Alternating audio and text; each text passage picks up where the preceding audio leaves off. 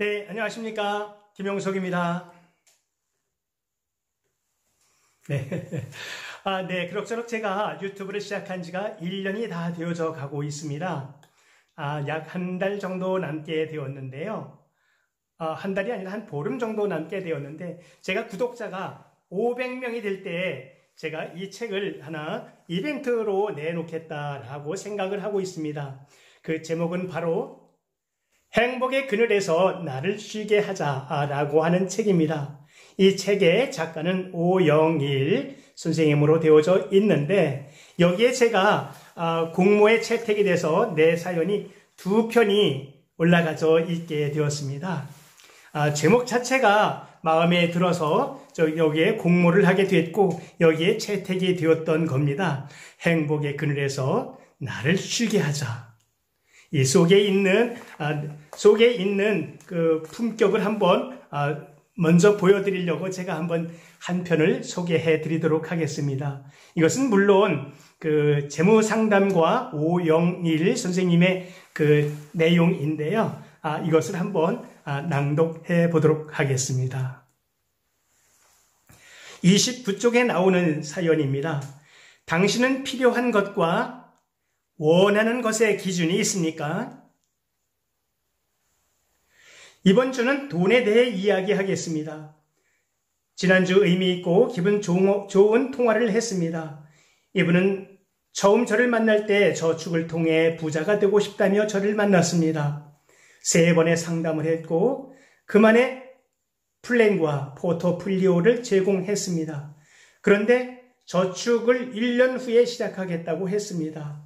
이유를 묻자 지금 꼭 해야 할 것이 있다며 말을 감추었습니다. 그리고 1년이 지나도 연락이 없었습니다. 제가 먼저 연락을 하자 침울한 태도로 저를 반겼습니다. 다시 만나 대화를 나눴고 상담을 했습니다. 그런데 상담의 주제가 바뀌었습니다. 저축 플랜을 짜던 우리는 대출 상환 플랜을 준비해야 했습니다. 1년간 무슨 일이 있었을까요? 별것 없었습니다. 그냥 1년간 부자 놀이를 했더군요. 신입이었던 이 친구는 평소 갖고 싶었던 직장인 기본 아이템, 노트북, 최신 폰, 명품 시계, 자가용 등 먼저 장착하여 본인의 라이프 스타일을 세팅하고 저축을 시작하려고 했다고 합니다. 그런데 아이템을 장착하다 보니 있는 것보다는 없는 것에 먼저 눈에 들어왔고 이는 곧 연이은 소비로 이어졌다고 합니다. 결국 달콤했던 활부금은 월급을 넘어섰고 배보다 배꼽이 더 커져서 리볼링은 시작이 되고 각종 신용대출에 허덕이고 있었습니다. 비단 한 사람만의 무식한 행동일까요? 다만 크고 작은 문제가 아닐까요? 이제 이 친구는 돈의 무서움을 넘어 생각하기의 힘과 무서움을 느꼈다고 합니다. 우리가 가장 먼저 한 것은 원하는 것과 필요한 것의 구분이었습니다. 돈을 소비할 땐 당연히 의미 없는 곳에 쓰지 않고 쓸만한 곳에 쓰죠. 그런데 한 번만 더 생각해 보면 원하는 것을 필요하다라고 느껴지는 수가 있는 것입니다. 그래서 편하게 돈을 소비하도록 한미화시켜주죠. 생각하기에 따라 원하는 것이 필요한 것이 되기도 합니다. 이 친구는 생각을 바꾼 후 3년이라는 시간 동안 신용카드도 자르고 종잣돈도 마련했습니다. 이 과정을 옆에서 지켜본 저도 너무 기뻐 전화성으로는 말할 수 없는 최고의 찬사를 보내드렸습니다. 이번 한 주 카드 명세서를 돌아보며 필요했던 것은 무엇인지 체크해보면 어떨까요?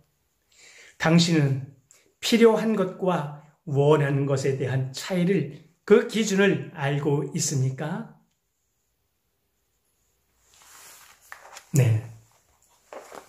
제가 애초에 이렇게 내공이 단단한 그러한 책의 저자가 아니었다면 아마 공모에 응하지도 않았을 겁니다. 행복의 그늘에서 나를 쉬게 하자. 이 속에는 하나하나이 정말 우리 가슴에 행복하게 살기 위한 모든 그 지침서가 다 들어져 있고 물론 경제적으로만 부자가 되는 것이 아니라 정서적이나 또는 인문학적으로 우리가 갖추어야 될 것을 한낱이 기재하고 있습니다. 여러분, 한번 제가 구독자 500명대를 될 때를 한번 기대해 주십시오. 여러분, 오늘도 함께 해 주셔서 정말 고맙습니다. 감사합니다.